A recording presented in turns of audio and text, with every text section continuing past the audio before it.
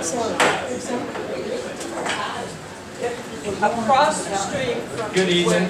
I'd like to call to order the Thursday, May 2nd, 2019 Bowling Green Town Council meeting. Please join me in the pledge. Pledge allegiance to the flag of the United States of America and to the republic for which it stands, one nation, under God, indivisible, with liberty and justice for all.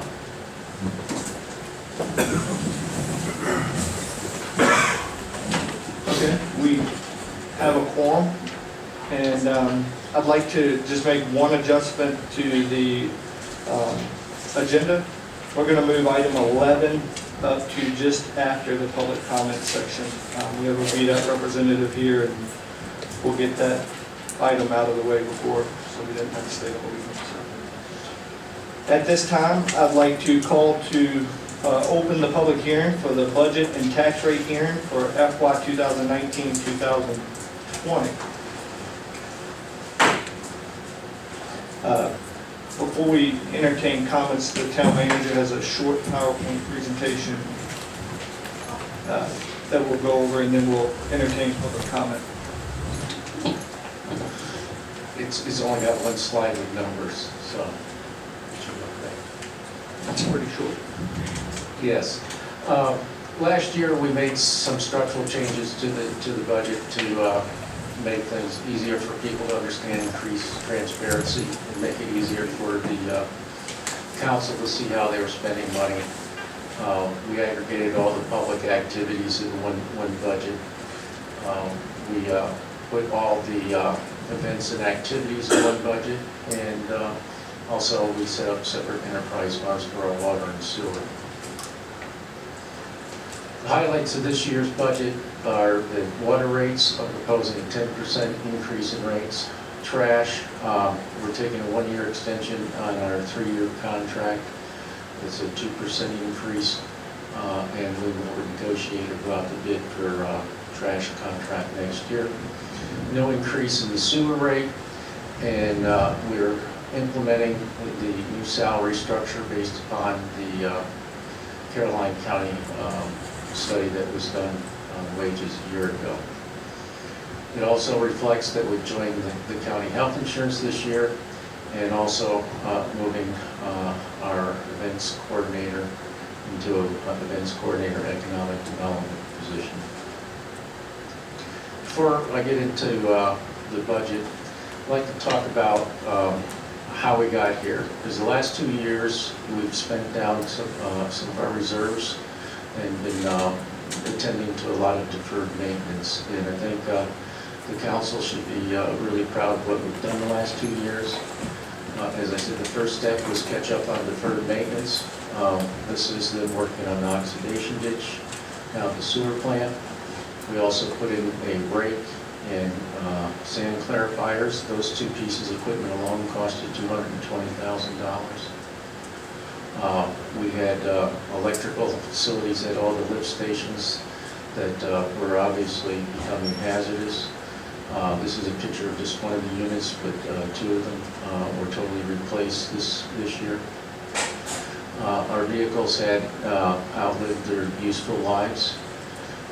We've got grants from USDA for the Bobcat, for the pickup trucks, and a new police car. We've got $75,000 worth of grant support from USDA to upgrade those vehicles. A lot of the facilities down there, things that have fallen off. This was the backside of our drying ponds. We were having severe erosion on the backside where the gutters had fallen off. We've had the new gutters and roof fixed and fixed up the drainage on the backside. And again, DEQ was noting these activities that needed to be attended to as a result of deferred maintenance. A lot of open storage of things down there. We've taken the metals that are no longer of use to us or products either to the dump or to the salvage yard, and the materials that are useful are put in proper storage down on site. We've painted the buildings and cleaned up the grounds So it's professional. We've got this side painted, the other side of those buildings will be painted this year. We've also fixed up the interiors of those buildings and turned one of them into a break room so that they don't have to have their lunches inside the treatment plant. We had, I think it was 7 or 8 fire hydrants that were no longer working. We've replaced all those hydrants. This was out at Maury Heights. The first 2 hydrants going into that neighborhood were no longer functional. We've replaced them. Of course, the sewer main replacement project that we're undertaking now, multi-million-dollar project. We've been having water main replacements. This is Davis Court. This has been a chronic problem. We are having a study done of our whole distribution system, but we want to get this street done before the repaving. And that project should be finished next week. We've invested a lot of money in the town hall. We redid the front office, we put new roof in, we put new windows on the outside. On the inside, we put in new doors that met fire standards, new windows, and you can't see it too well, but we also put in new heating units and air conditioning units. We've worked on Main Street to help traffic control. We put traffic control signs that built into town, let people know to reduce their speed. And we've also tried to spruce up Main Street. That's the walking tour sign, and we also have planters with flowers. We've done a painting of curb and gutters all through Main Street. So that's what we've been doing. Hopefully this year we'll be in a more routine repair and maintenance, particularly in water and sewer, and that our cost of maintaining these buildings should go down substantially. Not taking photos, but we did switch over our phone system here recently. Should save us $8,000 to $10,000 a year, and we're also in the process of switching over to Google G Suites. And as you know, we've gone to board management system and Unicode website over the last year, which is increased efficiency. We can work on agenda packets. I can, in the evening, if I need to get a document loaded or work on a document, now I can do all that. Say, well, Melissa, during this day. Overall, our budget is a little over $2 million of revenues and $2 million of expenditures. There is net transfers between the general fund and some of our funds, and some of our funds will actually build a little fund balance, but the net effect on the general fund will be $77,000 use of fund balance. As I told you during our workshop, that usually will turn into a surplus before the year is over, because we try to be conservative on our revenue estimates, and on the other hand is those appropriations you make are maximum limits. And in usual years, if you don't have extraordinary expenses like we've had the last 2 years, you don't spend every cent that was appropriated, and whatever's not spent then is carried over back into the general fund. Based upon experience in other jurisdictions, I feel confident you will not be drawing that fund balance down. Now, the last 2 years we have raised rates, and we've had a lot of discussion on the water and sewer system. As you know, when you got your USDA grant to finance your sewer project, they demanded certain things of the town, that they need to be started to be running as a business entity, that they shouldn't be subsidized by the general fund, and that they should be self-supporting. That was one of the reasons that we set them up as separate enterprise funds.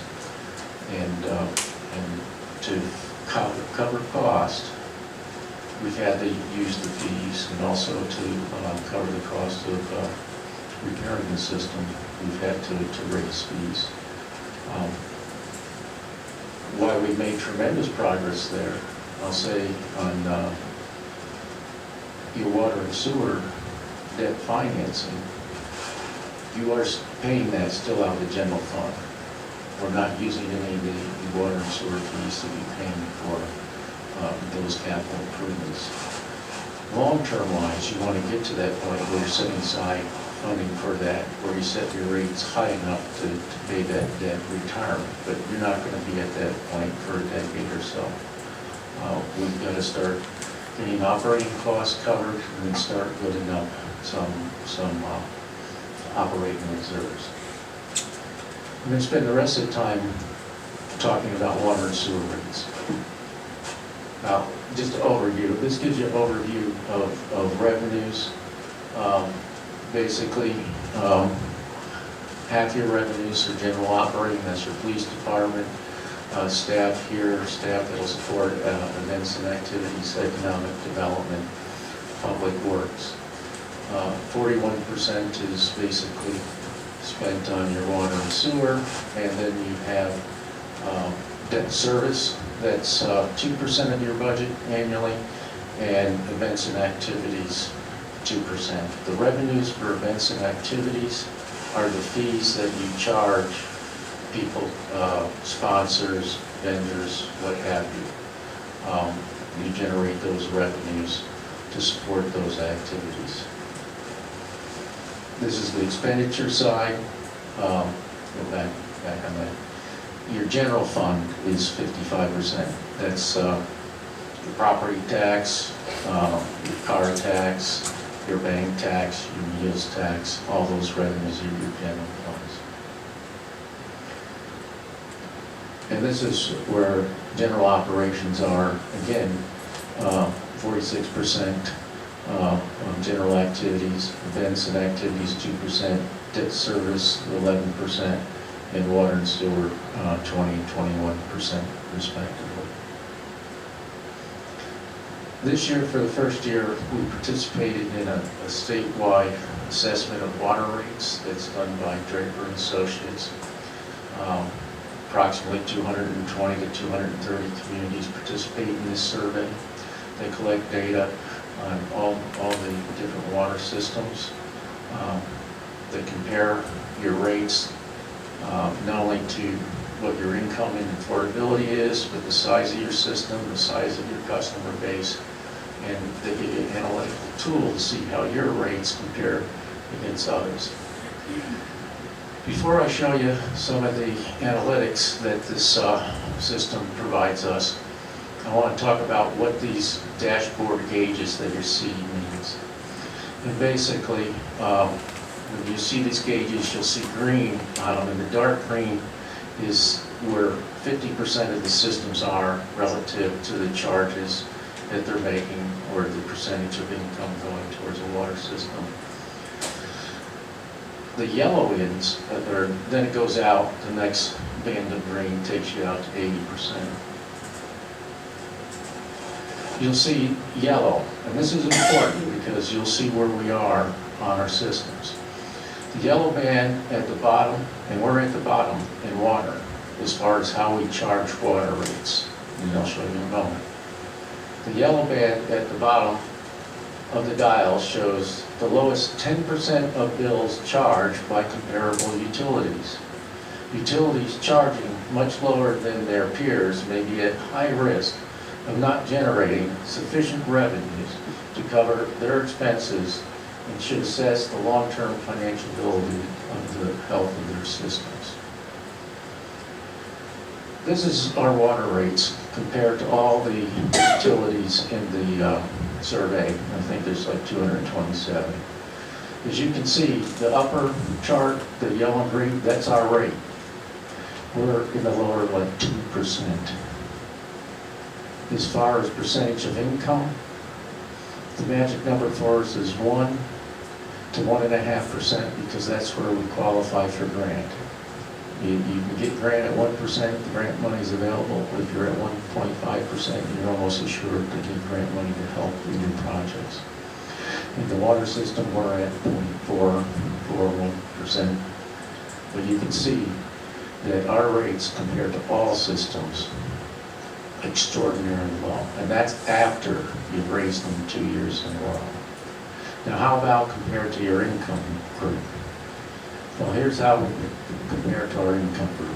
We do move up a little bit, but we're still in the yellow. We're still in the bottom 10%. And then the other comparison I put up here is how do you compare to systems of the same size? And we have 900 customers, and they have the comparison for systems that have 500 to 1,000 customers.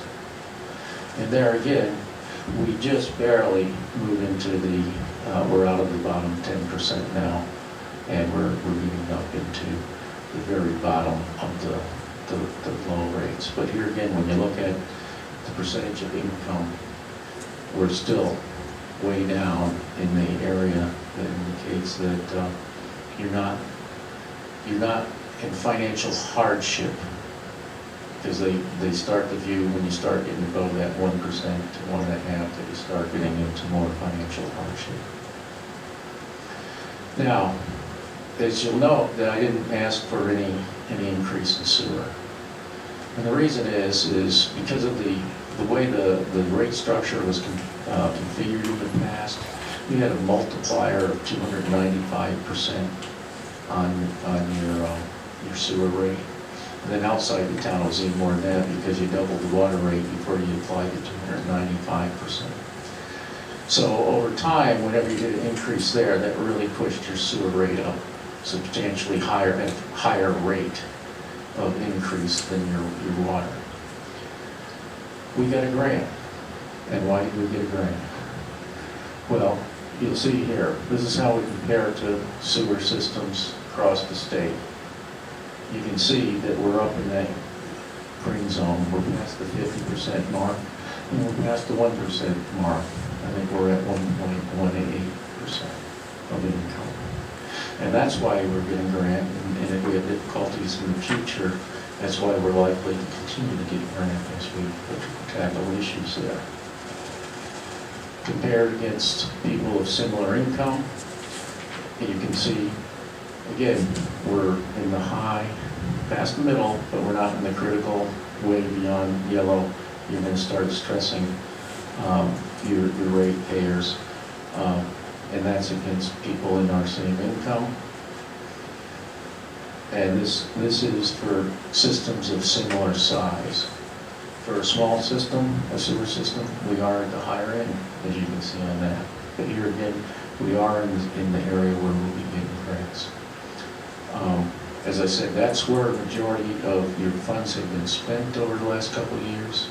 So your rates should generate enough money, I believe, when we see what a normal operation maintenance budget is, and then you can start building up your reserves. One of the things I've talked to you about, when we set up the enterprise fund, they asked us to capitalize the water and sewer rates. We have them capitalized at a very low rate. Well, what's that money for? It's two things. It's your working capital between billing. You need to have cash in there. We barely have enough to cover that cycle, and that's also where you need to start building up your reserves in case something breaks. So those are things that hopefully we'll get a good handle this year on what a normal year looks like, and we'll be able to look at next year's budget, how much we're contributing on building up that working capital fund and reserves.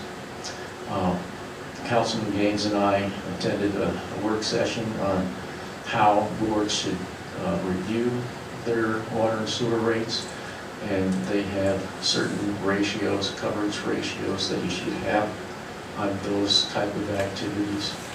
Hopefully next year we'll be at the point where we can start producing some of those numbers. The only reason I haven't produced them for you to date is because they're sort of meaningless, because you're way out of the ballpark. But that's our goal next year, and as when we go into that cycle, I want to share with the council on how I think you should be using that information to gauging rates going forward. As you're also aware, we are doing a preliminary engineering report with Webb & Associates doing an assessment of our overall distribution system. We're also looking at our meter replacement program. And we hope to come back to you with a capital improvement program that will be used as a basis for establishing rates. And when we get that information, I believe you met Andy Crocker. What's the name of the group, Melissa? CERCAP, they get money from EPA and USDA to help communities set rates. So once we get that information, we'll come back and give you some clarity on where we think your rates need to be on the water side going forward. And we'll also do assessment of the rates based upon the new baseline for our sewer operations. The next step is, and we've had a work session on this. Members of the public have reviewed some things. You'll hear some comments. There was two things that came to light this week. Is one, in our budget advertisement, I overstated the amount of the drawdown of the fund, so that's a good thing, because we'll draw it down less. And also there was a allocation mistake on the percentage of people in each department that Ms. Allen caught. And again, it overstated some of the salary lines, so those will be brought down before, in line with the proper numbers, before I come back with a budget next month, in addition to any changes you may make or direct me to you tonight. And that's my presentation. Okay, thank you. Is there anyone from the public that would like to address council on the matter of the budget and tax rate here?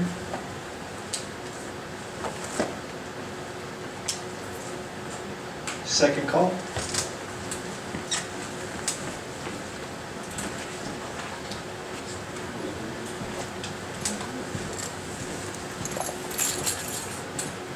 Good evening, Mayor and Council. I'm Bonnie Cannon. I live on the south end of town. I was here last month, and I come back again this month to ask you to please do not raise our rates. This is the 4th year in a row, and I do think there are other ways you can cut the budget and succeed without having to raise our rates. Thank you. Thank you, Bonnie. Is there anyone else?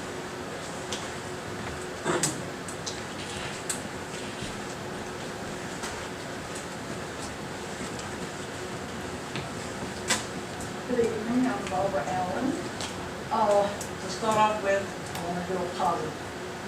I want to invite all council members to the program that I'm working with Caroline County and VFW. It's scheduled for Memorial Day.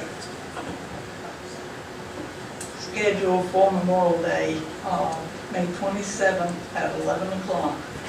If the weather's good, it will be on the courthouse lawn. If it's not, it's already been arranged to move to Town Hall. Hopefully, we won't exceed the limits this year that we exceeded last year. I appreciate. 27. I appreciate Mr. Peck coming and speaking to me when I got here. I came up because I had questions about the budget that, based on what was on the computer, you cannot find out why. Some things are going up and going up extremely. So I came up and met with Melissa. She gave me a rundown on some of this. I compared salaries, this type of stuff. And then I went home and I started doing some figuring. And I'm seeing in this column a $100,000 increase, and over here a $140,000 increase, and I'm going, okay, what's accounting for that increase? I know, like all the employees of the town, so I'm not picking on you all, but was the job that Joe Elsta moved into advertised? Was it necessary for it to be advertised?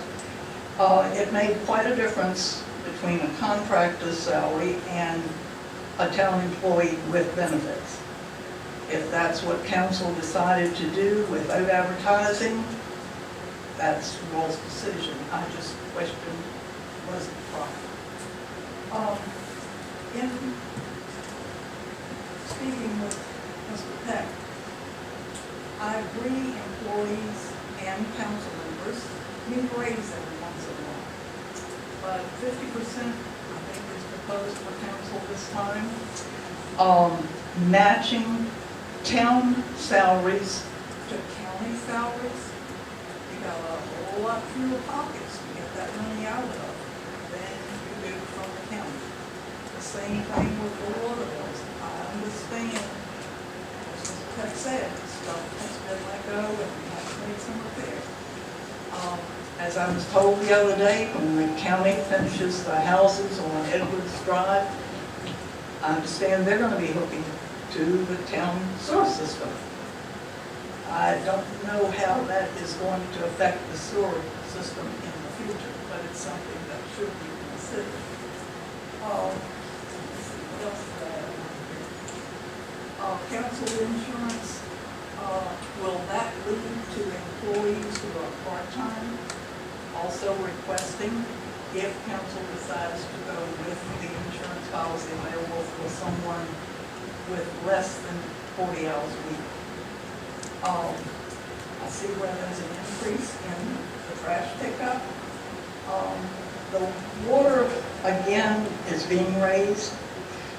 Is there any way that we can get new connections within the town? I know Bowling Green Meadows was added, so I assume they have water and sewer over there. What areas are there that could have houses that would connect to our system to increase any of that?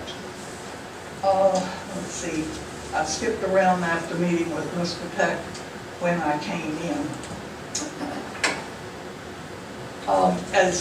When I spoke with him concerning, one spreadsheet had over $15,000 ERL on it. So figure that into all the other budget. I only got one spreadsheet. So hopefully there's a check and balance system somewhere that ERLs like that will be caught and not cause, at home, if I make an ERL like that, it comes out of my husband's pocket. If he makes an ERL here, it comes out of the town's pockets. So we really need to establish a check and balance. I worked for the county. As all you know, with elections, you gotta have a check and balance system to make sure the workers at the poll check it, then the board checks it here in the county, and from there it goes to the Richmond State Board. So you've got 3 different checks there to make sure that everything is accountable for. So I just pass that along as a possibility. Thank you. Thank you, Ms. Allen. Is there anyone else that would like to address council on the matter of the budget?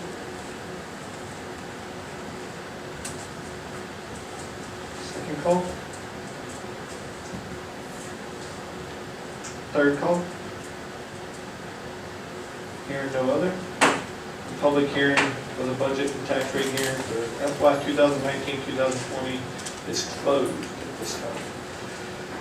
Next item on the agenda is the public comment section. Is there anyone here that would like to address council on any matter involving the town? Please come to the podium and state your name and address.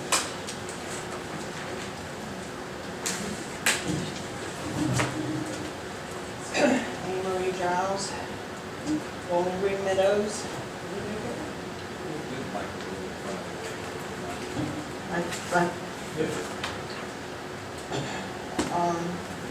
I have it all written down. I'm going to read it. It may seem a little disjointed. If it does and you have questions, please ask me. I'd like to talk a minute about Robert's Rules of Order. I think Robert was a little passive-aggressive and maybe even a little control freak. The way he set up Robert's rules don't really make a lot of sense to me. A resident of an HOA or a town is allowed 3 minutes to voice their opinions and concerns. If we read the agenda ahead of time and we'd like to discuss something in it, we're told that we can't, it's too early, that'll be a little later. Then it comes up for a vote and the general public can't speak to the issue. Last month, The rules were bent a little, and I appreciate that. Because had it not been for you allowing some comments and questions, there would have been a lot of unanswered questions in the gallery. So, Mr. Mayor, I appreciate that you bent the rules. I do have a comment about one of the rules that was bent. Boards and councils are made up of uneven numbers by design.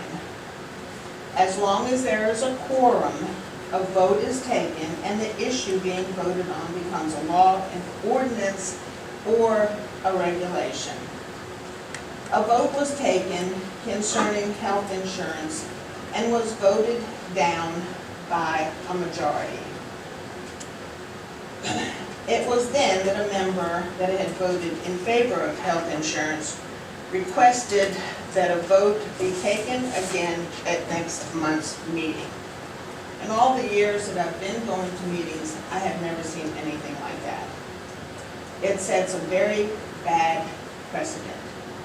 Because you do not agree with the outcome of vote shouldn't mean that you get a do-over, or it could become the never-ending vote. I would like to acknowledge, and I even hear me, so I know that's too loud. I'd like to acknowledge the help I have received concerning the issue of the sidewalks. They were very much an issue for me and my rehabilitation. I appreciate those on council that listened to what I had to say. Some did not listen, but most did. I thank you for that. Reese and the ladies in the office, I almost put girls in the office, but I'm not PC anyway, so. Have seen a lot of me this last month. Probably a little bit too much. Not once did they ignore me or turn a deaf ear. Didn't matter if I had a problem with VDOT or signs on the sidewalk, they did not act like it was unimportant. I want to thank all of you from the bottom of my heart. And a shout out to Billy. He knows why. Thank you. Thank you.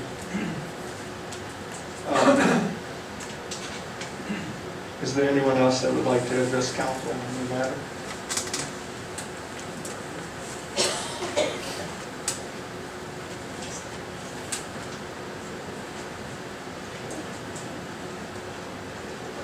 Thank you, council, for allowing me to, and Mr. Mayor, speak again in the public delegation. I have a couple things I'd like to bring to your attention tonight. I also address this to our police chief, who does a great job in this town. I would like to see you enforce the speeding rule on Main Street. To me, it's getting worse. And now that Billy's, the public works people are working there, the dust is terrible. My husband and I just spent over $500 having our house power washed, and all this dust and sand is terrible because people are speeding. They're not quite in front of my house, but they will get there probably this week. It's terrible. And if you could slow people down, I think it would help that matter. Also, I went out in the street this morning in front of my house and picked up broken glass. Blue broken glass has been laying there for almost a month. I'm asking a question: who's responsible for cleaning up broken glass and stuff on Main Street in the town? I'm over 65 and I stand here and tell you this. I shouldn't have to get out there and clean up broken glass in the street. And cigarette butts. I put on gloves and went out there this morning. I probably spent a good hour, and the guy was standing, he probably was laughing at me, the construction worker, but I said, this needs to go. I was running over it, and I didn't want to cut all my tires, and I know other people were too, but my question is, who's responsible for cleaning up such stuff, such things?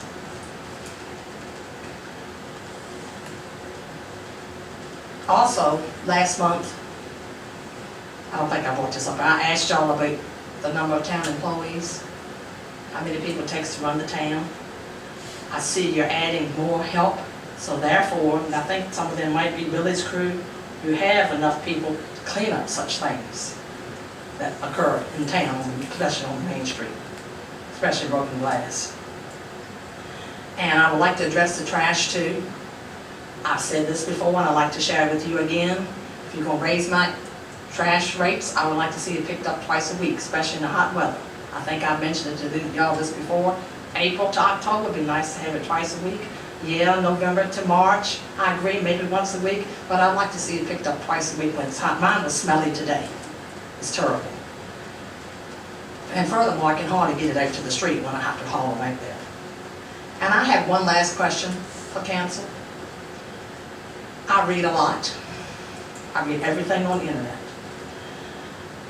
I am asking, I would like to know what and how much is the town spending for an event I see it happening at Meadows Farm this weekend? It says it's sponsored by the town of Bowling Green.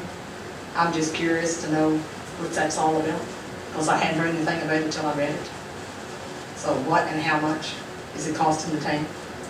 Thank you very much.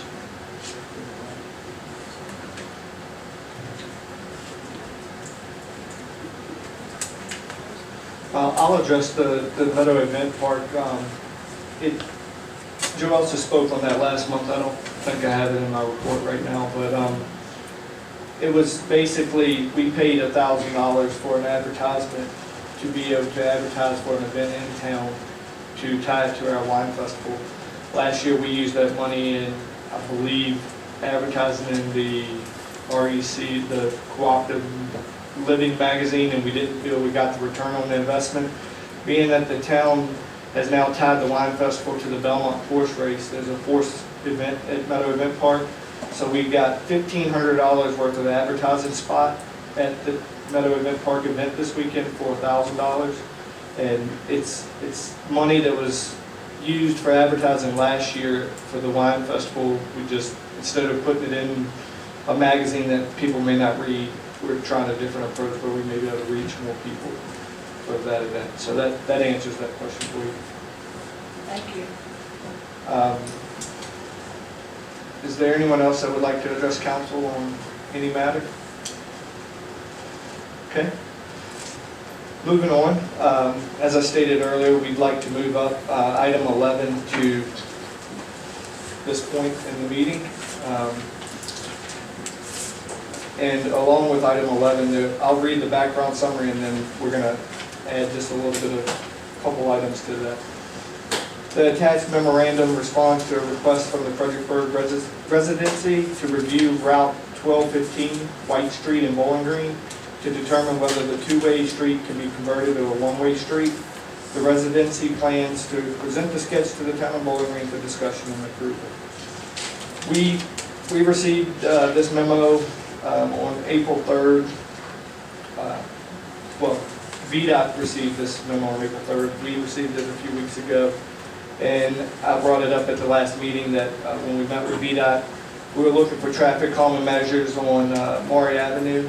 And if we took White Street, converted it one way, being that it almost lines up with Anderson, we feel that we may be able to cut through traffic from Food Line, so people don't cut through Maury to avoid the light. They would actually have to go right onto Milford, down to Elliott, and then back around. And we felt like they would choose the light inconvenience over the going right and around. So basically, tonight we're going to discuss this amongst council. Council will need to either make a decision to move on with the plan or to host a public hearing. So before we present the other items with VDOT, we'll go from there. Mr. Beal's here to answer any questions that council may have. This has been a long time coming on trying to find a solution that may impact Maury Avenue the most in reducing traffic without the inconveniencing of the residents on Maury Avenue. So if anyone has any questions, feel free to ask. If not, I just need a consensus on, do we want to host a public hearing or do we want to direct VDOT to request this change? And there's nothing to say that if we try this for a year or 2 years or however long VDOT will allow us, and it doesn't seem to be working or it causes us an inconvenience, that we can't go back to a two-way street at White Street. So, So does have to be another study done to do that, or we just have to change it back again? No, I think you just need to take all the signs down. It'll probably get knocked down anyway. So There's no pressure from VDOT to accept this proposal. This was just come out of a brainstorming session between the mayor and I, based on my own driving habits through town. So I thought maybe we would reduce some of that cut-through traffic. It might be an easy fix. I would say that if you, I would just recommend that if you think there's going to be a chance that we would take it down, then let's go to the public with it. Maybe have a public hearing before you adopt it. I wouldn't want to be here in 2 months taking it down. I think it's a good idea to inform all the residents on those two streets and in the neighborhood what's going on, so they can come and voice their concern. I feel very strongly it would be positive. It would be very positive. They'd kind of like to have that done. But I think it's important to inform the citizenry of what's going on in their specific area. I agree. But we've talked about doing a lot of different calming measures on that street there. None of them seem to be acceptable. So it would be conducive to have a public hearing. Yeah, I totally agree. I think I would be backtracking on my comments from last meeting that I recommended a public hearing. So. Is that all of council's pleasure, as we advertise for a public hearing in regards to turning White Street to one way, and we'll have that public hearing and make a decision at our June meeting? Yes, please. Yeah. And how quickly can you get the signs up once the public hearing is done? I would say a matter of weeks. Okay.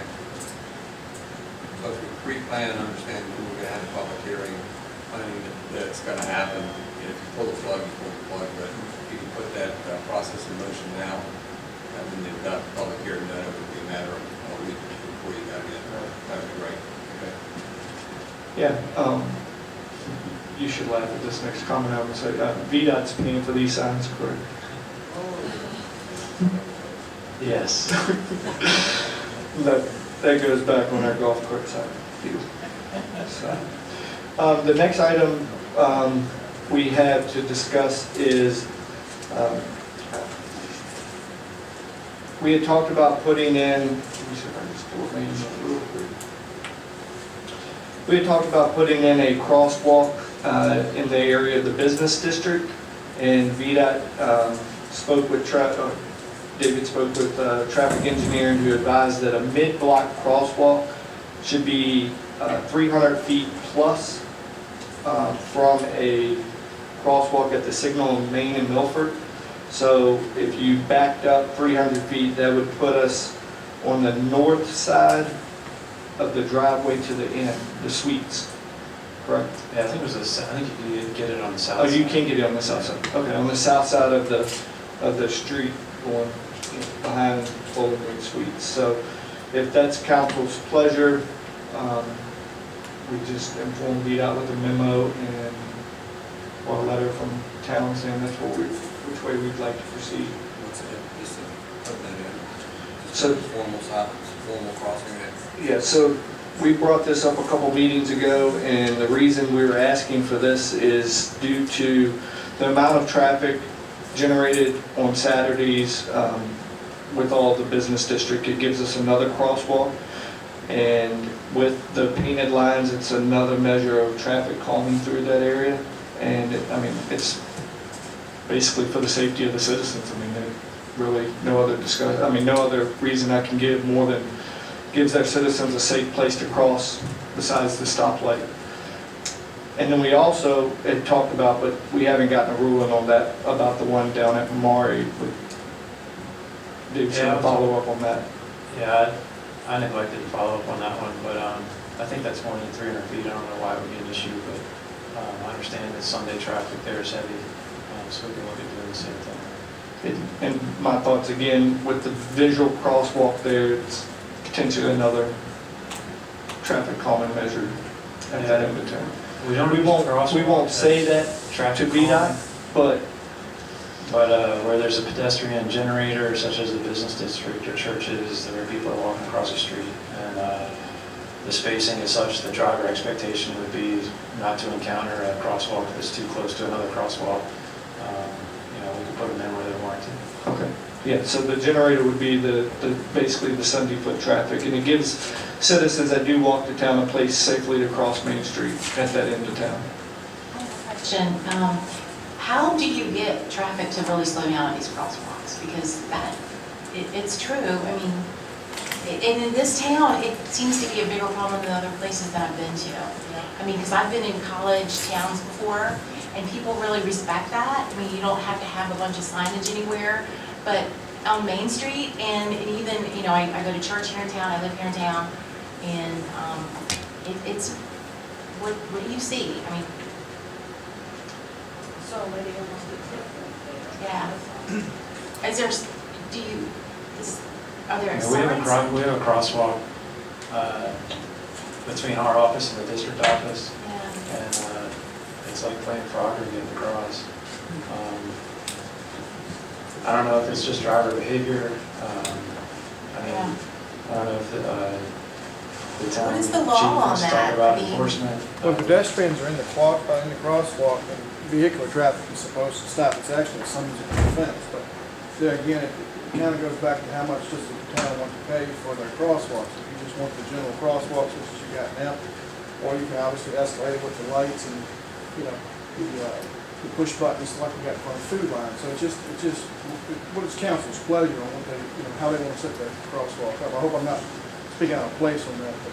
No, I mean, I think one issue is we only have one crosswalk, so people don't have the mindset that they have to slow down, where if you're in the city of Fredericksburg, every corner is a crosswalk, so the more you have them, the more you actually pay attention to them. So, I think it gets forgotten because how often is somebody really in the crosswalk, and it doesn't matter how many times they're there, it only takes one to get somebody hurt, but But you know, I think adding them may yeah, actually help us. but what you know too, Jason, the traffic in our town is a lot. We are a thoroughway now with the community, with people going to the beach, and when 95 is shut down, I'm telling you, it is like, It is terrible. it's terrible, and this is not, I mean, I feel like at least in like small community towns like Fredericksburg, you do have, there's not that access. So I kind of feel like we're dealing with almost a really different animal here. So I don't know, just also some suggestions here. Well, in Fredericksburg, as their defense, they own their own roads, so Fredericksburg can advertise and do one on the crosswalks. VDOT's got an engineer, wide enough. But the one thing, from the crosswalk here in Milford, on Main Street, we need to have signs up there that says. Mark, could you take the microphone and push it away from your mouth a little bit? Thanks. Pedestrians have right of way. When you make your right-hand turn, pedestrians have the right of way. We don't have anything like that there. you're saying right from A stoplight, Milford to South Main. yeah, well, that whole corner. Milford and Main Street, Chase Street, that whole stoplight area, there's no signs that says pedestrians have the right of way. When you're making a right turn. So David, I do have another question for you. I've seen neighborhoods that have additional $200 fine for speeding. How do we get that invoked in town? As part of the traffic calming guide, I'd have to look it up and get back to you on this one. We talked a few years back about that, and I didn't understand why we could not put a sign that said an additional $200 fee for speeding in town. That would make it. I recall that we tried to push that, and they did that traffic study, and they decided that we didn't have a speeding problem. And I just, Yeah, we did it right. don't shoot the messenger. I live on Main Street, I know that we have a speeding problem, but when mean, we have to go by the data that's provided, and Well, when we did this study for the signs that were put up, they were justified by a speed study, and the speed study showed that there was a problem. Yeah. Well, there you go, maybe So, I mean, that. so maybe it has That's why the increased signs since are up. There's a yeah. problem. Yeah. I think this was before, well, before the speed sign, So we could go back to the original speed limit in town, which was 11. If you want to do that, I've seen the sign, the speed limit was 11 in town. Faster than that. Horses and cars, 11. But that would be, that would be a deterrent, I think. If I said $200 additional fee for speeding, I'm gonna pay a little bit more attention to that. Would that be true, Dave, do you think? Again, it's about perception and about what they get used to. For most, I mean, we're talking about our locals. Now, our out-of-town folks, generally speaking, our locals are following, from what I'm saying, they're following our speed signs coming into town on both ends, more so than they have been. But again, it's summertime, traffic's picking up, and it's our out-of-towners that are continuously Yeah. violating these laws, so. Again, but just to add something to that $200, I think that's something that's got to, and that'll be passed by council in the ordinance also. It does. Is there any way we can just Yeah. We have to do an ordinance, but we have to meet the criteria first. Right. We'll see if we meet that criteria, and I don't think anybody would have a problem passing an ordinance for that, would they?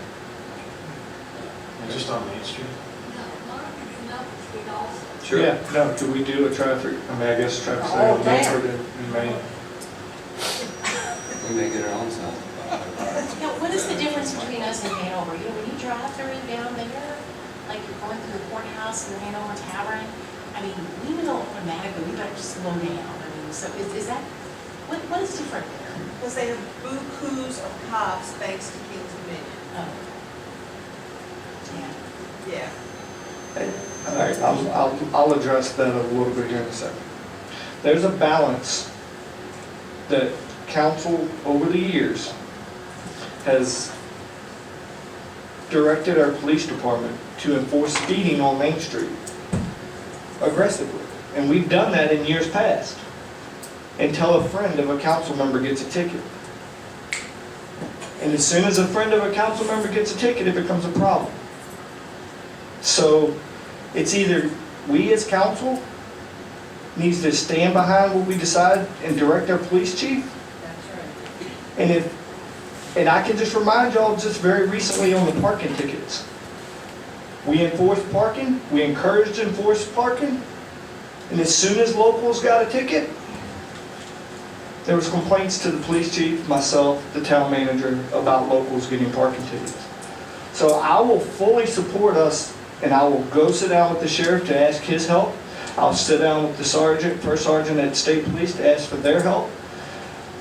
If council will stand behind me and the police departments when we write more tickets, because with more tickets becomes more complaints. And it's either you do what's right by the law, or you want to be that good friend and listen to the complaints. So My issue would be that if we have a council person that's saying, I can script the law for you, then the council person needs to be brought on the carpet for that, because we're here to enforce the codes and ordinances of this town, no matter what the issue is, no matter whether we like it or not like it. That's why we have these, that's what we're sworn to do, right? So if somebody is not doing that, then they need to be brought before our council in a closed session possibly, and understand what's going on, because he has, the sheriff has, the chief has the ability to do that. Let's do it by the law and let him take care of it. I have no issue with that. We're doing something, if somebody on this council is doing something else, then they need to be reprimanded. Simple as that. How about the handicap zones on Main Street? Do y'all look at those and decide where special needs parking zones are done, ramps are set up? That's federal ADA, isn't it?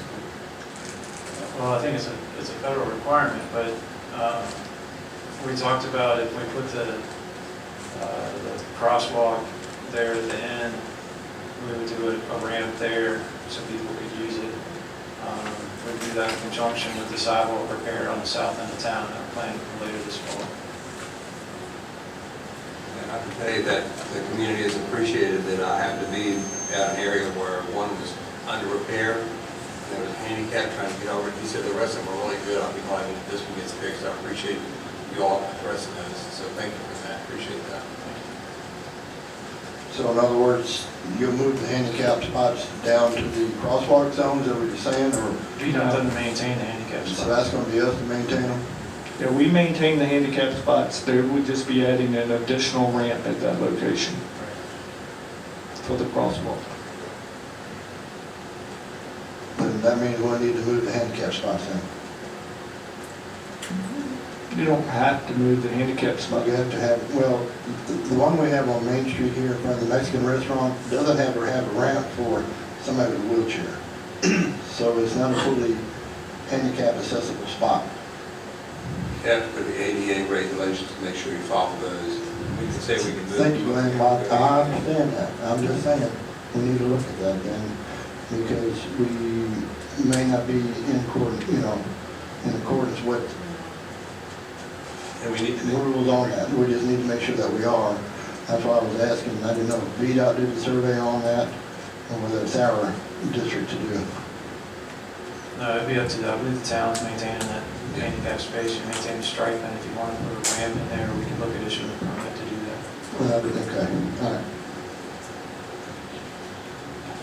Okay, we moved past the ticket situation pretty quickly. I mean, we're gonna direct the police chief to stand by the law and, issue warnings when he feels needed and issue tickets as he sees fit, whether it's a town resident or it's a outsider, correct? I wasn't aware that we had things that are different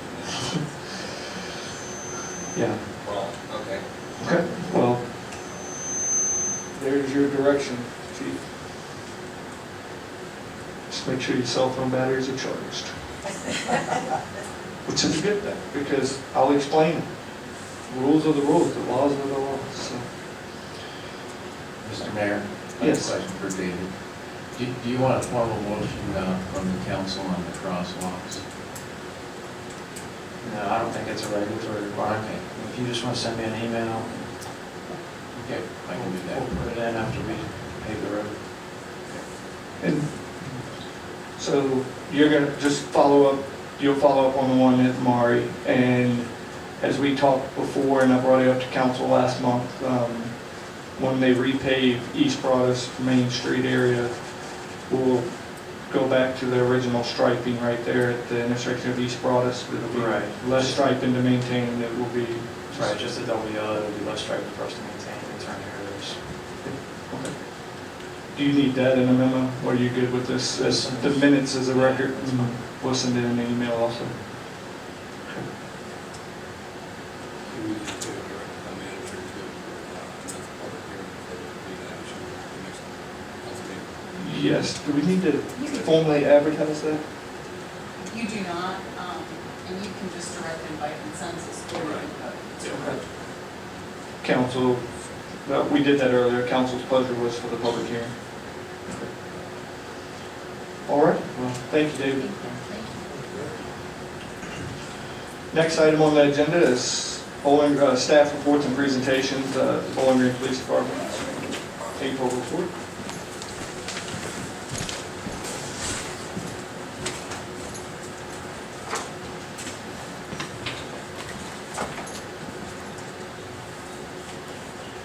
Good evening, Mr. Mayor, members of council. I appreciate you addressing the issue of the traffic citations. I had some information on that that I was going to give you tonight, but just as a basis, just so council and our general public here is aware.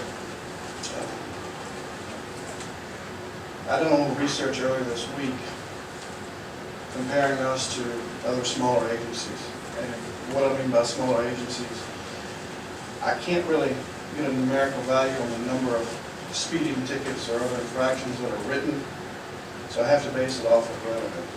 Now, each of you has a revenue report before you tonight, and I just wanted to, just as a basis, just so you know what we are doing, I looked at the town of Colonial Beach, which my understanding is 12 full-time paid officers. And we have a, what's that? Which has a, huge difference. yeah, which has a, which had an average of $18,000 in ticket revenue a year. I likewise looked at the town of Tappahannock, which has 14 full-time sworn officers, and they're about $23,000 a year. And just for giggles, I looked up Essex County, countywide sheriff's office, and they're about $35,000 a year. So when you look at those numbers there, we have, again, it was never my goal to be, for Bowling Green to be known as a speed trap. And I continue that effort, and we will issue warnings as warranted. We're certainly not in the business of right now. And it's just been a personal policy of mine with town residents that on the first offense they get a warning anyway, unless it's something egregious like a reckless driving or a DUI or something like that. So that's always been my policy and one that I've passed down to the officers. But again, we wrote a phenomenal amount of speeding tickets. The issue in lies is we're not a 24-hour operation. And in a town where everybody knows everybody, they know most of the officers' schedule.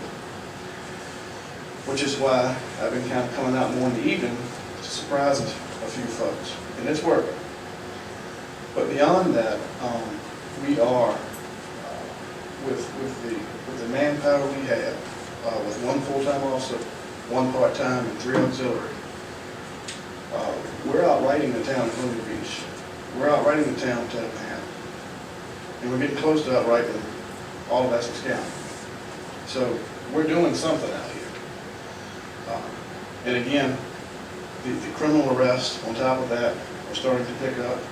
We're starting to see, which is natural, when the weather starts to get warm, we start to see a little more alcohol-related offenses. We see a few more larcenies. And with the alcohol-related offenses, we see assaults go up. So all those things naturally occur. So while I know town council and our citizens would love for us to be out there every day, 24 hours a day, we're not there yet. And if we ever get there, then we'll do it. But we are absolutely doing what we can to curb the speeding problem. We have, within the last year, updated both of our radar units in all of our vehicles and our LiDAR unit, which is our laser unit, which again is about $10,000 worth of equipment. To be honest with you, when I came on board, neither radar was actually working. So again, it's been a process, just like the town manager spoke about the plan. It's been a process rebuilding our police department as we go too. We're making significant strides. Now, I also wanted to advise you tonight that in the next couple of months, I'm going to be attending some training at the academy, no cost to the town, no cost to the agency, to be a crime prevention specialist. Now, I envision this as a huge bonus for the town, not only for our own town and businesses and our own town facilities here, but our residents as well. This will give us a person that they can say is quote-unquote certified to say, you know, maybe you need to cut this vegetation in here, maybe you need to fix this door here, that type of thing. That keeps our insurance rates low. And I had a long conversation with the VML representative about this, and you know, this is kind of the going trend, and again, if it didn't cost us anything, we're going to go forward. So that'll just be an added bonus, something we can do here in town to solidify to our citizens and our council that we want to do the right thing. Now, I'll stop rambling, and if anybody's got any questions on the police department report tonight, I'll have anything else. Now, I'd like to personally thank you and your staff for the item you announced here, the planned and completed increased traffic enforcement as it pertains to illegal exhaust and noise nuisance in town. Since you have started coming out in the evenings, that has ceased to exist. And couple of those young guys have approached a few citizens that they have been bothering over the last 6 months, and actually formally apologized to them. So thank you for your efforts in that. And know here in council, what we just spoke about, that we will support you, and if anybody has any complaints on a ticket, they can have, you can have my business card with you and hand them that. It's got my cell phone number on it. Those complaints will never stop. It's 2019. It's fine. Those complaints will never stop. That's what we get elected for, and It just kind of, but again, I'm not, and our officers are not naive to the fact that you all are elected officials. And you do get those phone calls, like, well, 1 o'clock at night. And while we don't want you to have them, unfortunately, it's a byproduct of peace sometimes. so. I guess you just, you need to do your job and have your guys do it, we appreciate that. I guess you have. And if you want to talk to the sheriff, and if he feels that he needs to hear it from me also, to ask him for help on enforcement, just let me know, we'll make it happen. The town is obviously in the crux of some construction throughout different areas of town, so that in itself has caused some dilemmas on speed enforcement and on South Main during the day. But I will advise the guys that work at night, more so than I do, to increase their efforts on South Main. Sunday afternoon, Main Street.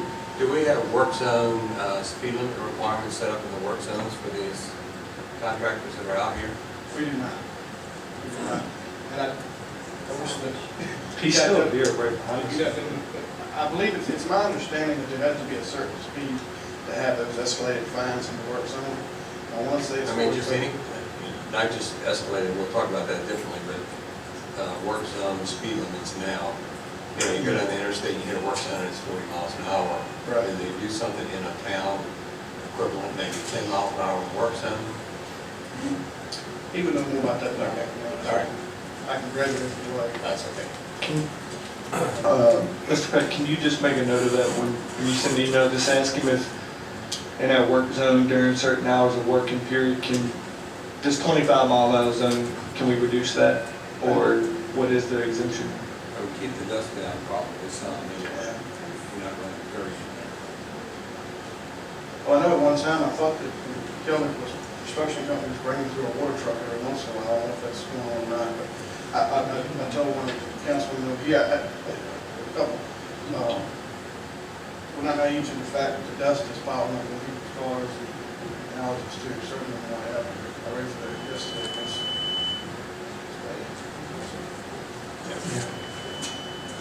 It's, and it's a byproduct of, It is. it is what it is. We have to make these repairs, and as we stated in the press release, I appreciate everybody working with us during these times, because if we didn't do this, we would have an even bigger issue.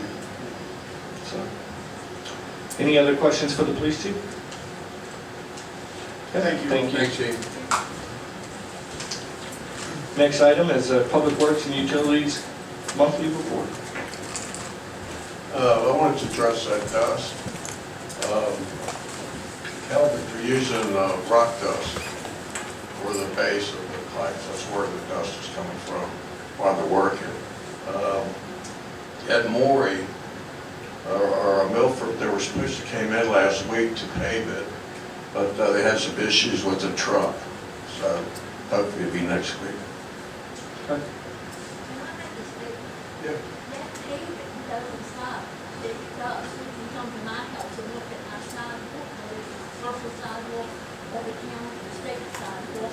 My vehicle, my garage, my fence, my furniture, it's still covered with dust. And that pavement, if they do that, Well, there's nothing, there's no section down you know, not in front of my house. But Oh, I it's know. still, we've got the dust. You can look at my neighbor. Anytime the big trucks come up that street to run roads through, they're creating dust. That and the rail truck or the state School troopers. buses, state troopers, usually we just moved it from one place to the other. Hopefully they'll be fixed with this contract in the next few months, and it'll be all behind us. And I go to the street department gutter, so I mean, it's not because I don't take care of my personal side of it. Are the dump trucks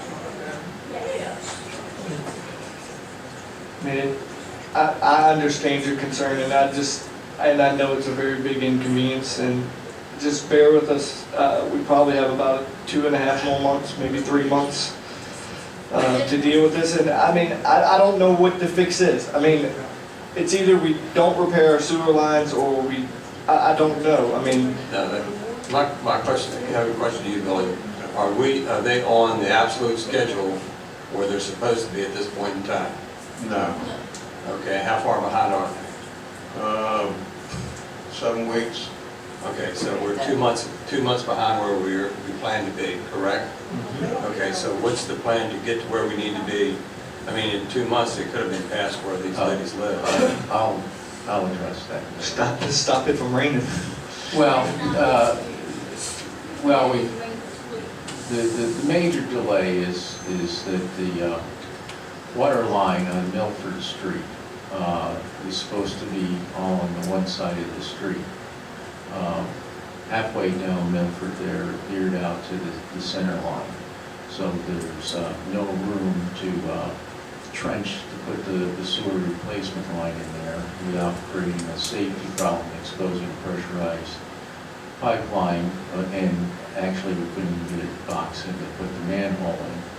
So we had to go in and get change orders to get permission to do some drilling to locate where the water main actually is, and then redesign it where we're going to go back to where it starts to veer into the trench and horizontally drill out to Main Street, because there's no room to do that. That will eat up our contingency, but it's eaten up. They've been basically stopped work for 4 weeks on that, and now we've got to go ahead and permission from the USDA to go to get the pipe and the drillers in here. So that's been, then there was the rain delays and That's normal stuff. So you tell me that we've had significant change orders because of issues that they found when they were digging, is that what I'm hearing? Right. And so what magnitude of change orders are we looking at? Well, that eats up all our contingency. I know, what's the magnitude in dollars? What is it, 148, 160 for this change order.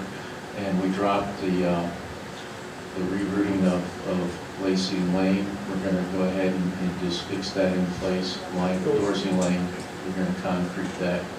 I think I talked about that a couple meetings ago. It goes under private property and comes in at a strange angle where it is now.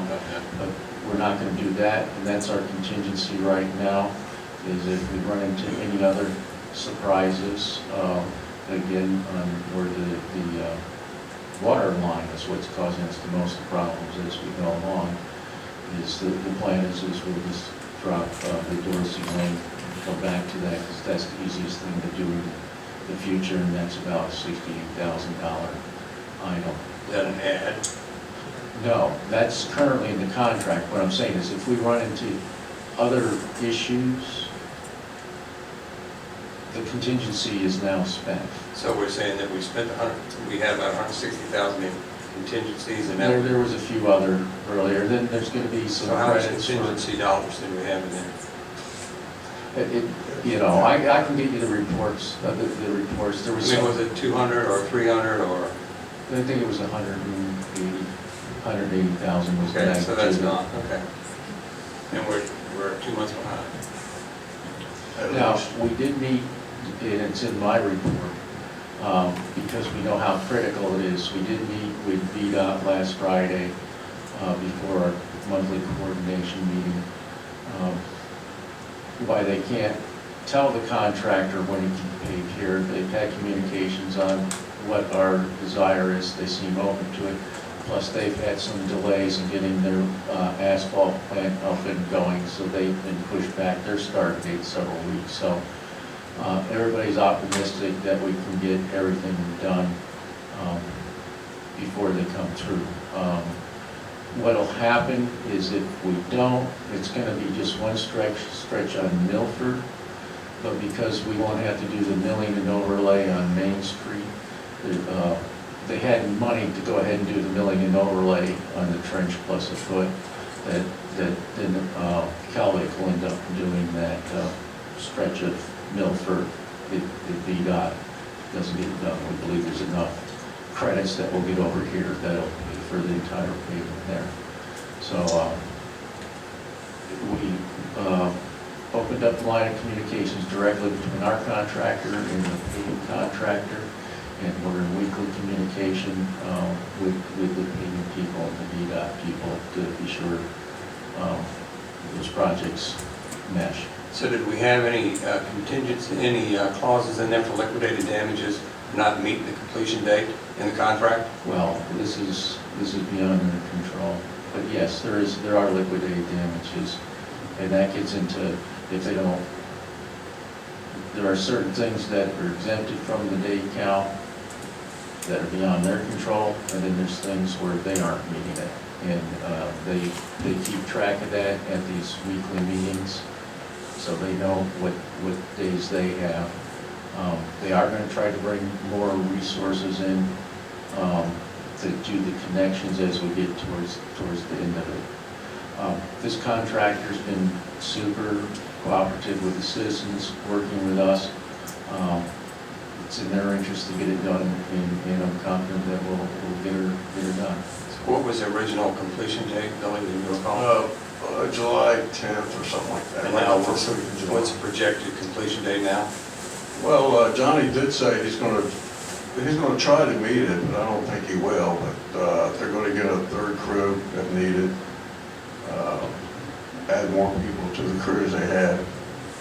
Yeah, I just want to say, living on Moore Avenue, I don't know if you guys can hear me, that I've got a really good, my neighbors have been so excited. I mean, the crews have been very respectful to us, you know, and I don't know what anyone else has experienced, but I appreciate that. And I think they're doing a phenomenal job. I mean, they're dealing with pipes that are, gosh, maybe at least 100 years old. I mean, they're disintegrated in the ground. And I have had a plumber at my house twice because of this, but I also understand this is part of what we need to do. So I just say to everyone, be patient, and because they're doing a fine job, and we just have to be patient with this process. Yeah, they are. They're great, I think. Just work with them to see if they can do some type of street sweeping or something down Main and Milford, at the area that they've already, you know, recovered and stuff. See if they can get rid of some of that dust, even if it means wetting it down every day or something. I don't know. But, so we can.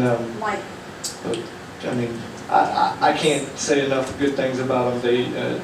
They've showed up and put 2 crews on it, and then this issue with the water line not being mapped correctly is something that we're hoping to address eventually too, with the GIS with the county and getting our maps of our lines and valves where they need to be up to the 2019 standard. So, okay. Thank you.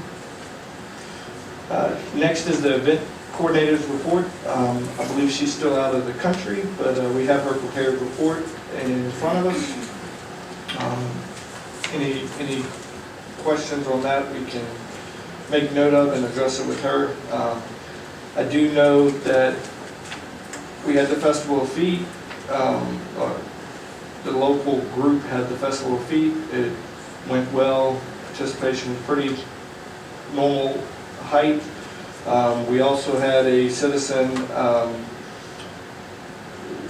coordinate an informal cars and coffee, which is basically an informal a car show, kind of where car enthusiasts just come into town, park on Main Street, visit, drink coffee, everybody hangs out, grab some lunch, and you get to see some nice cars, and then they move on about their business. And I attended that, and I thought that went really well. They have another one planned for May 18th on Main Street, and I appreciate Lieutenant Jett working with us and coordinating it. And I was there all day between him and I and Adam Woolridge at coordinated the event. I didn't hear any negative comments. I know Mix House was on board. They were prepared. He had talked to the other restaurants in town to make them aware too. But May 18th, if you have an antique car, or any type of car that you're proud of in any condition, bring it out on Main Street and come out and see some other cars. It's a good way that to get people in the town without using any town event money. It's just free advertisement for the town. That's the best events that we can have in the town, and the most cost-effective is when our citizens step up and want to try to put on a little event to bring people to town. So. Next item on the agenda is the town clerk treasurer's report. Are there any questions on the prepared report? Hearing none, we'll move on to the town manager's report. Are there any comments or questions on the town manager's report? I think you addressed the VDOT meeting. Yeah, the one item is either this month or next month, I'm going to be sending letters out to approximately 95 septic systems in town, reminding them of their obligations under the Chesapeake Bay Act to pump out their systems once every 5 years and provide us with some documentation. So you might hear some complaints about that too? Yeah. Okay. All right. Next item on the agenda is the consent agenda. Is there, I'll just bring note to item number 10 that there's a reappointment of the planning commission members. That would be Valerie Kroll and Arthur Hooley, whose terms have expired and are set to expire in the near future. The terms expiring July 1st, 2023. With the consent agenda, a motion, we will approve that. Is there a motion to approve the consent agenda? I'll make that motion, Mr. Mayor. We have a motion by Mr. McDermott and a second by Mr. Wright. Any further discussion? All in favor, raise your right hand. All, Valerie, did you vote yes? Yeah, all, motion passes. We'll skip item 11, that's already been addressed. We'll move on to item 12. This is the proposed, I'm sorry? No, we did 11. The proposed tax rate, tax includes an increase of roughly 2% in the waste collection fee and a 10% increase in the water rates. This is to publish the ad for the proposed tax rates and utility rates. So, I do have a question of the town manager. Mr. Town Manager, the 10% increase in the water rate, what's the additional revenue that's going to generate? I have to look at the spreadsheet, but I think it's about 38,000. I gave you that specific number, but it's in the high 30s. Maybe as high as 40, but I got to back out the availability fees. So that included availability fees in that 40,000? The overall budget's $400 and some thousand. I think we have something like $24,000 projected for availability fees and another, corresponding amount for connection fees. So it's roughly 38,000. It's in the high 30s. Well, that's for connection fees and availability. How about the increased? That's what I'm saying, is the overall budget is slightly greater than 400,000. When you back out those two, the operating budget is about 380, so 10% on that's 38. That's what I'm 38,000. talking about, 38,000. Okay, so we're looking to make that increase. It's going to increase $38,000 revenue, correct? Okay. okay, is there a motion to advertise the public hearing for ordinance number 2019-002?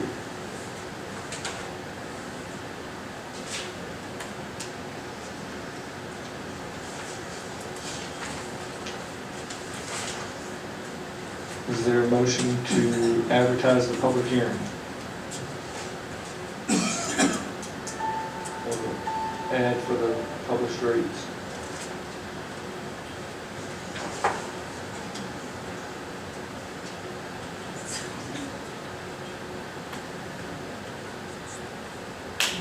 Is there a substitute motion?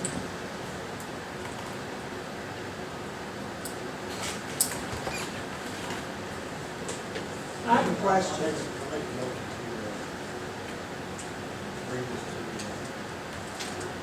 We can't hear. I said, I'll make a motion to go ahead and then bring this to public appearance, to go ahead and advertise for it. Okay, we have a motion on the floor to advertise ordinance number O-2019-002. Is there a second?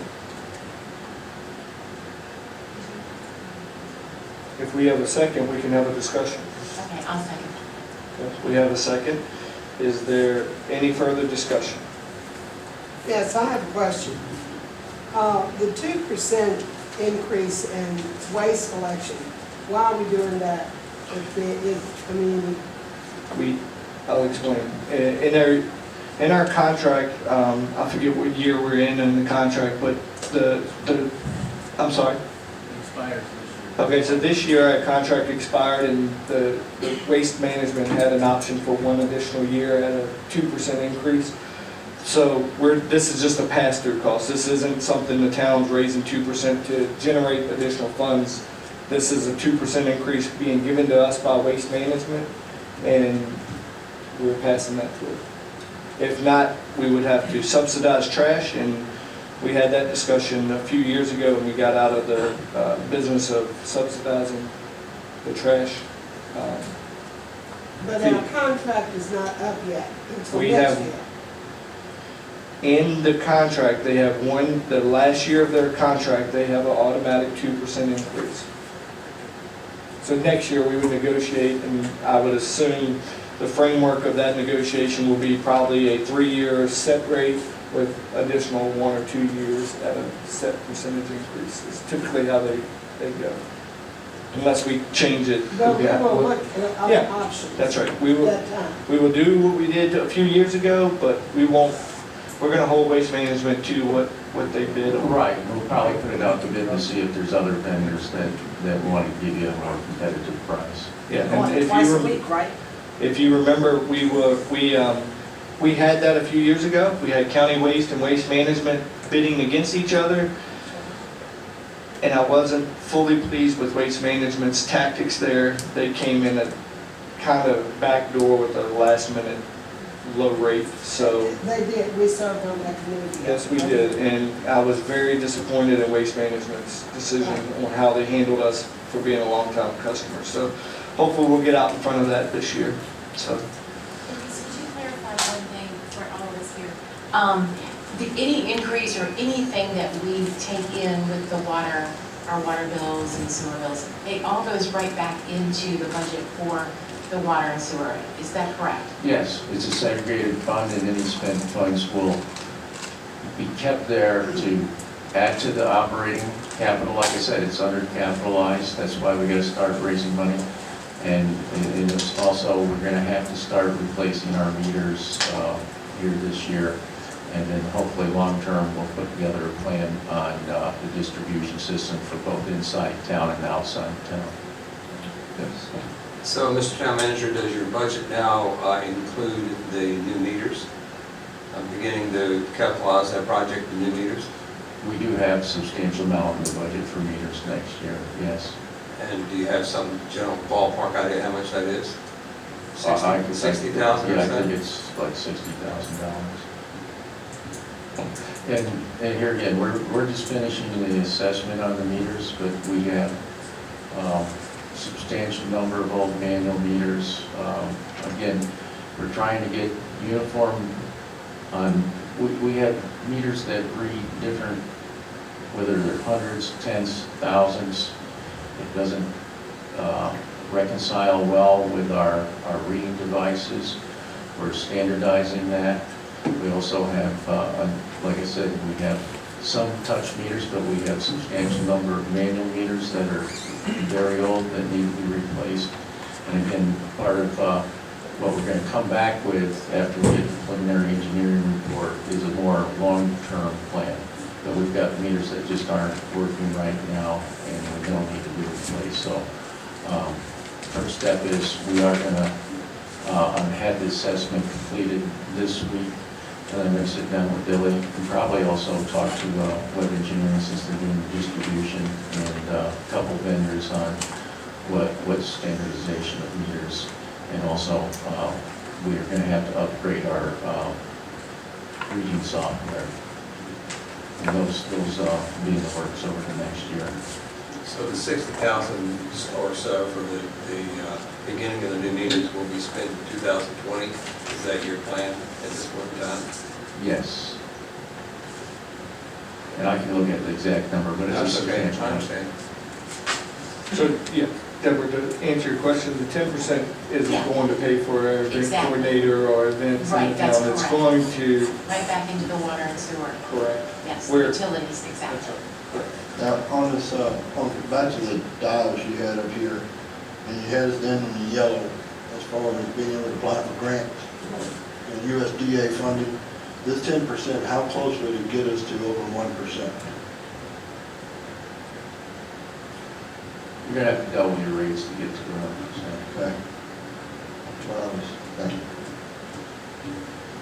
Sister Peg, I don't have a microphone for some reason, but Oh, here, take one. perhaps the people would like to know why we're playing catch-up. If you could briefly explain why have so many increases and we're trying to play catch-up with all this. Yes. I'll start off by saying this is not an uncommon situation. I mean, Mr. Gaines went to this financial workshop. That study that I referred to you from Draper at Hayden on that, they showed that systems have gone 10, 15, 20 years without raising rates, and everybody's got caught in the deferred maintenance game. And if you look across the state, starting about 3 years ago, a majority of your systems were entering multi-year raising in rates because they're playing catch up on deferred maintenance.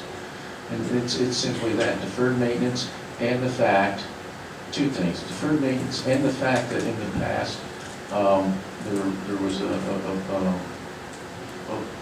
policy that you would supplement any shortfalls with general funds. But that's simply that, we're just playing catch up, that the system, the meters weren't replaced when their useful life were done, the pipes weren't replaced when their useful life was done. And again, one of the things on the horizon is if in 2023, I believe is the year, we're going to have to start monitoring for gross alpha, and if you have 4 consecutive quarters of high gross alpha, you'll have to put a treatment plan in, which will be multi-million-dollar endeavor. But again, at that point, because it'll be a health issue, the Department of Health will more than likely have substantial grant in that.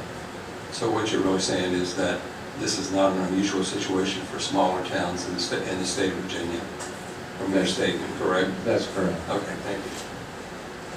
But if we don't do something, then we can look for catastrophic failure down the road. That's right, and that's what I'm saying, is that We've got to raise the rates. they're all realizing they've got to raise rates, and that's been what's been happening the last 3 to 4 years. Also invest in infrastructure. If we don't do that properly, we have a problem. That's So, right. so I understand that. Okay, so we still have a motion with a properly second to authorize the town manager to publish the ad regarding the tax and utility rate. Any further discussion? Hearing none, all in favor, raise your right, we'll do a roll call vote.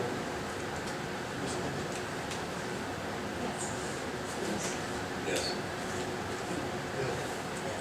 Okay, motion passes to advertise the ad of the tax and utility rate.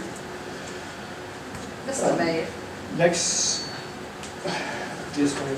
not fall out, but refer to her, go under rules of order that she mentioned earlier. And if you don't mind, I'd like to ask a question. Really quickly. And Robert's Rules of Order is in here to keep a meeting productive and on schedule. And I will bend those rules as best I can, but I'm also here to run a meeting in a orderly fashion. So, that's why I'm saying I'm welcoming a few of these bending of the rules, but I don't want to make it a habit every time we have a comment, so. But, This chart is nice, this comparison that you put together, whatever. But I wish you would stand here and put your whiteboard up here and do some figures so I can see exact amounts. Because that 168 to 185, you do 5%.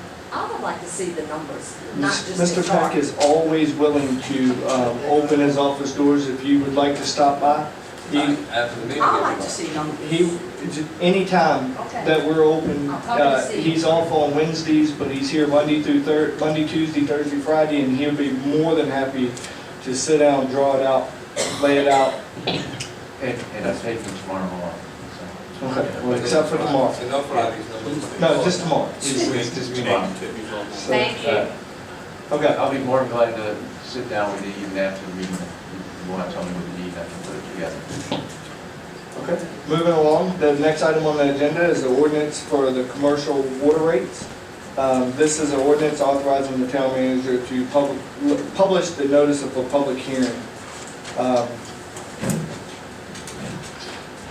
So is there a motion to approve authorize the town manager to publish the notice of the public hearing for ordinance number 2019-003?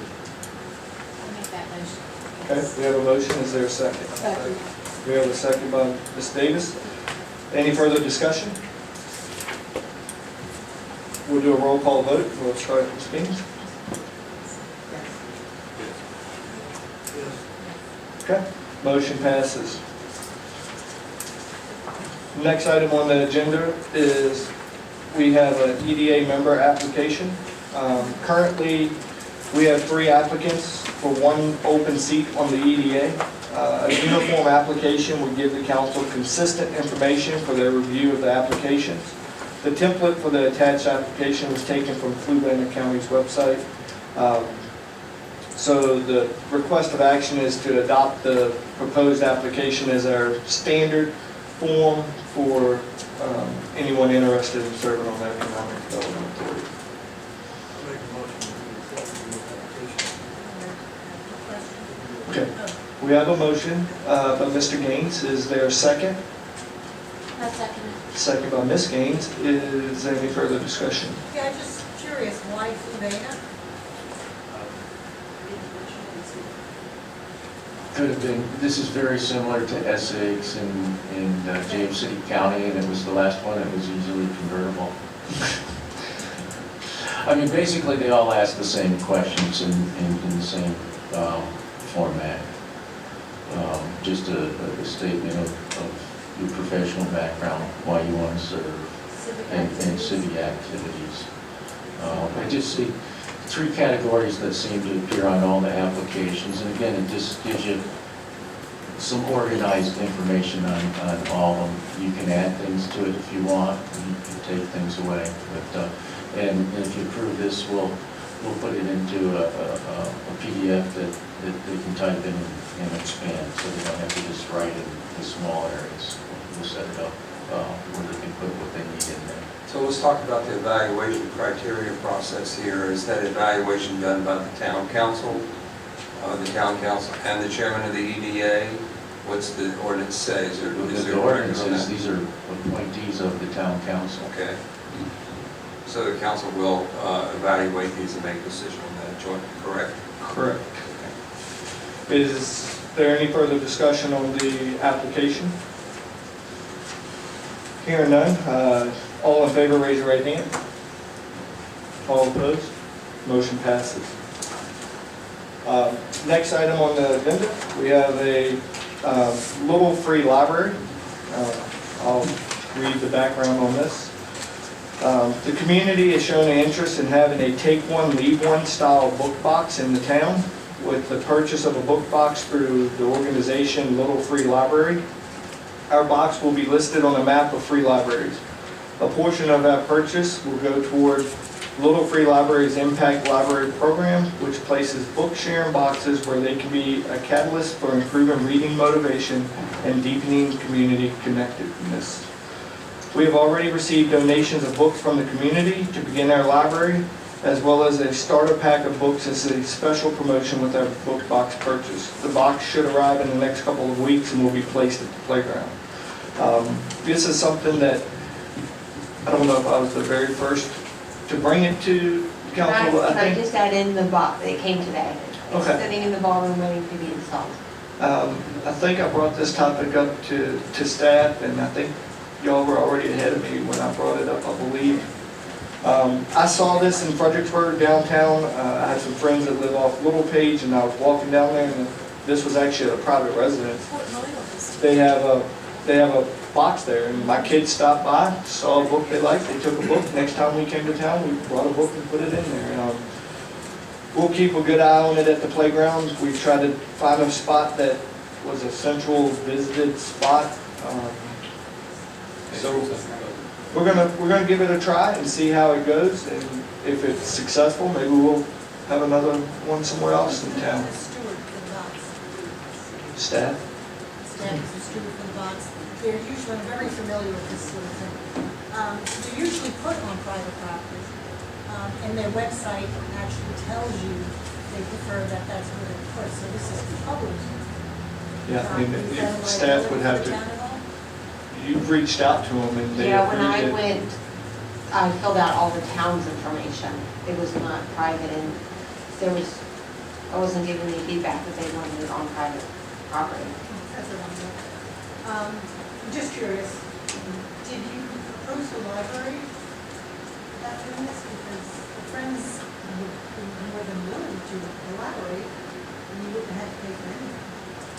I was directed to get the library. Yeah, Eventually, we had a That was contractor. on me. I just approached them to explore the options, and they brought it back, and it was one of those deals. But I think going forward, if this is successful, or if the library, Friends of the Library want to partner together and put out more, and if they're encouraging it on private property, I'll work with Melissa, because I know my wife would like to have one on our property on Main Street. On the website, they mentioned private property, and if you want to put it on public, there are ways to get around that, which is what they say on the website. I found that interesting.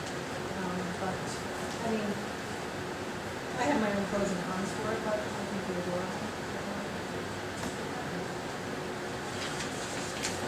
All right. Thank you for your comments there. We'll, and if any citizens are interested, I'm sure Melissa would be willing to direct you in the right location, and maybe we can get a few more out through town and see how it goes.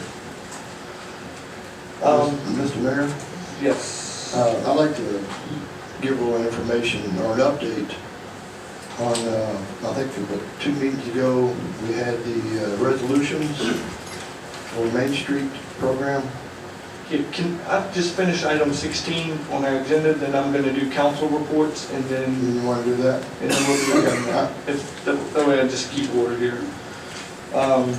The item 16 on the agenda is a business appreciation reception hosted by the Caroline County has invited council to its annual business appreciation reception. It is held on Wednesday, May 15th from 6 p.m. to 8 p.m. at the Meadow Event Park. I didn't go last year, I went the year before, and it's a very nice event that's put on by the county, and I highly recommend if you can go, it's well worth it. We'll do council reports, and I'll start with you, Mr. Gaines. Just heard it. No, the Main Street resolution, we'll do it now. Okay, yeah, I think it was a couple months ago, we had, y'all did a resolution for the town to authorize a group to formalize, to formalize and join an affiliate group membership with the Main Street program. And then we also did a resolution to authorize the town manager to apply for a grant for this. Okay, since then, we applied for a grant. We made the March 20th deadline, and we applied for the grant. I applied last week, finally, for the affiliate application for the membership. Received an email back from Kyle Myers, who runs the DHCD program, which is the Virginia Department of Housing and Community Development. And he says, next steps, Rebecca and I will review the application resolution offered, as well send an appendix letter and the primary contact will be added to our distribution list. Your CDA grant application was well received by the review team. I can't tell you any more than that. The governor will make a formal announcement about the funding project in June or early July. So everything sounds real positive. We'll get the affiliation membership, but it was really good to hear about the grant. And what the grant money was put in for was to start a website up for Bowling Green, Virginia Main Street. And we're going to get, the other part of the money was going to be to incorporate it and to also apply for the nonprofit 501c3. Okay. So, And that's all contingent on the grant funding? yes. Okay, perfect. Thank you. That's cool. Do you have anything for your committee report? Planning Commission, we met last month. We are starting to review the comp plan. We're going to do chapters 1 to 6. Meet again on May 20 to review those. Yeah, so May 20. And then we'll do the second half, hopefully getting some stuff. So, yeah. Sounds good. We still have one open seat. Yes. Okay, so if anybody knows anybody that's interested in joining the planning commission, we have an open seat. It's a great way to influence change in the town. Mr. Gaines, you said your budget, Mr. Wright? No, another thing, Okay. how about personnel? Whatever. Who's chairman of personnel? That's Mark. You're chairman of the budget and personnel? It's all under the So, how are we doing on our random drug testing? Has that been implemented? And have we been doing that per code?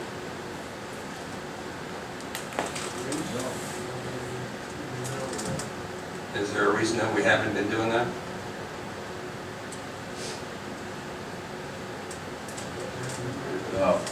David says he's been doing. The police department has. Well, yeah, how about the rest of the employees? I didn't know it was required by code. It's not in our personnel manual, so I can. I think you better go back and double check that. I don't think we have code requirements for drug testing. I'll check it under it. Just make sure we get that done. That's very critical. It's a safety issue, guys. It's normally a VDOT issue, also a DOT issue. Of course. Right, well, we don't have any DOT drivers. It's not just a DOT. I'm just saying, that's what the federal regulates that. We'll have to look into our ordinance to We see have where people we're that are at. working in the plant down there, and we need to run drug testing. We will explore our ordinances to find out if it's in there. If it's not, we'll bring that issue to the ordinance committee, and we will see if, or the personnel committee, see about adding that if that's the pleasure of council. But at this time, until we understand whether it's a regulation or not, the next step will be review the code. If it's in there, we'll start enforcing it. If it's not in there, we'll draft a new code. So, yes, the town manager has been directed, the town attorney has been directed to look into that. Ms. Davis? I think Lynn said EDA did not meet. I attended the ANA, the Hero banquet 2 weeks ago. This is the third year I think we've had it. And I was disappointed in council, I was the only one there. And I've attended all of them, and it's very nice. So I would encourage everyone next year to try to put it on the calendar. I have an excuse, and it's not, my son has baseball on Saturday, and I planned to attend that because I had even told some of the guys at the firehouse I was going to get an award, I would accept that award for him. I'm sorry that the family commitment got me this time. Yeah. Maybe. Ms. Allen? Well, I really met Mark and I with the ordinance and the budget committee. We did talk about a little bit about the taxidermy that's going to be coming to Bowling Green. I'm actually excited about that. So, yeah, a taxidermy. I hadn't heard that. Yeah, it's going to go in where the laundromat. So we were looking at the ordinances for that, and it looks like there's not going to be any issues with that so far. So it's a good thing. So for business in town. Yeah, if you were on the garden tour and went into Chase's farm, you would have seen some great examples of taxidermy specimens, so I think it'll be a good thing. And I know them personally, actually, they're actually really good. What's the name of the company? Is it an I Mexican? don't know that he has his name or anything yet. Okay.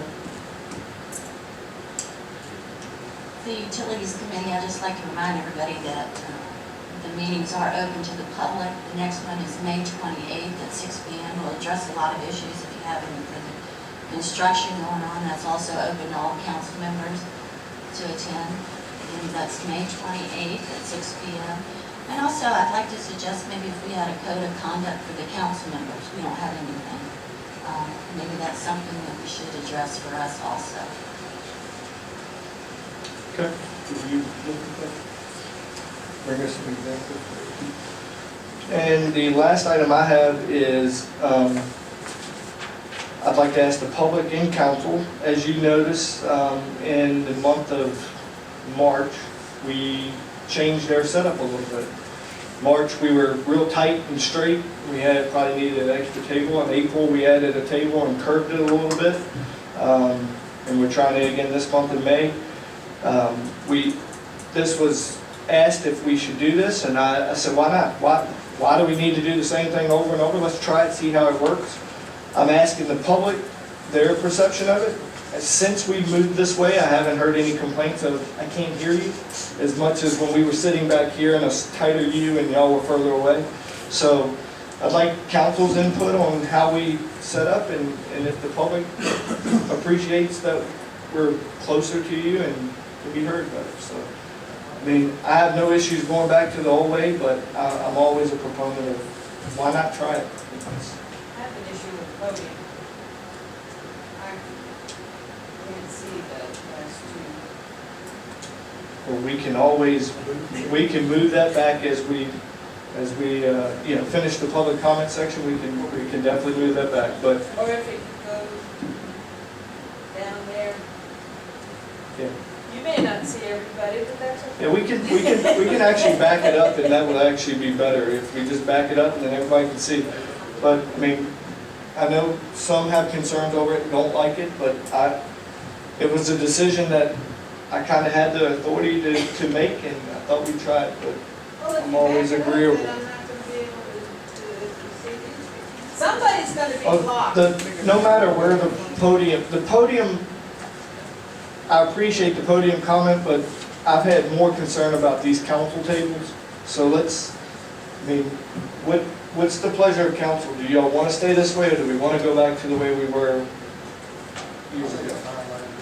I mean, I'll go down the table and poll everybody if they want. I don't care. I mean, I really don't. I just thought I think it's more personable to the public. I think I'm sitting more eye to eye with you, and when I look at you, I can actually look you in the eye. But is there another item? Personnel laws. We don't mind going back there just for 1 second. Do that. Sure, within the rules for others. Okay, so, council, we, a year and a half now, I guess. So, 2 years. 2 years, so he's got another year on his contract. I think it's time that we talked about, start formulating a committee or a plan to do a search, begin to develop that. Because it takes a while to do that, and so we're at the personnel committee. I'll direct the personnel committee or actually, I'll form a search committee, and they have enough on their plate as a committee, and I'll pick a couple people and I'll put together a search committee. Or We didn't hear it at the he didn't use the mic, but anyways, the town manager has stated that he is going to retire at the end of his term. He's been here 2 years. He has 1 year left, and for everybody that was on council before, the process to get a town manager is not a quick and easy process. So Mr. McDermott's recommending that we form a search committee and start laying out some steps on how we're going to move forward in the next year to have somebody on board, hopefully before he retires, or at least we'll get him to stay on, maybe just to cross-train. The contract runs through November next year. So it's 18 months away, so. Okay. So we will, I'll think about who I'd like to serve on that committee, and we'll get that committee formed. So, what was the consensus on the table setup? Leave it. All right, is there a motion for adjournment? We have I'm one sorry. more thing, I'm sorry. I'm so sorry. It was brought up back here, I was trying to let you guys finish. We've had a request from the public to hold a wrestling match in the ballroom, complete with like a wrestling ring, but we did not want to okay that without council. Who's sponsoring that? Do you guys know? So basically, to give you all an overview, there's these local, not local, but these area wrestling groups that come in, they rent out a venue or something. And for example, I know Ladysmith Fire Department put one on as a fundraiser. Group comes in, puts on a wrestling match, they bring their own rings, they bring everything they need, charge a small admission as a way of raising money for a nonprofit. And it's just a fundraising event. It sounds worse than it really is. Yeah. So, I will say, the gentleman that came in did say that it is going to be a family-friendly event. yeah, it's always fun. There's They no make it. alcohol, there's nothing in that. Yeah, it's, So have they put in an application to for the event? We had told them we wanted to talk to council first before they submitted a contract. so, I mean, it's kind of like the Harlem Globetrotters basketball. We've interacted with the fans and families, so. No mud, right? No more. No, that's And enough of of course, that. we have to make sure, you know, it was brought up that we need to make sure that the ballroom floor Structural. can accommodate. Exactly. We need to How are we gonna do protect our investments in the floor. How are we gonna get a structural engineer to tell, do we know the weight of the ring that they're putting in and how that's gonna work? We can find that out. I mean, once we. And then we have to have a structural engineer look at our facility and tell us it's okay to do that. Because I can tell you, if you go to the Richmond Coliseum, you go under the floor, it's cracking in half where the trucks come in there. So just because it's a big facility doesn't mean it's gonna support what you have coming Well, in. that's why we came to council to ask, so it wasn't our decision. Yeah. So we need to make sure we don't damage the facility, that's all I'm saying. Yep. Just get more details on it and, I mean, let them know that, I mean, because you know our deposit doesn't anywhere remotely cover repairing or replacing that floor. So, as fun as it sounds, maybe they need to use the parking lot. So, okay. Is there now a motion for adjournment? Make a motion to adjourn. We have a motion to adjourn. Is there a second? A second. We have a second. And any further discussion? All in favor, raise your right hand.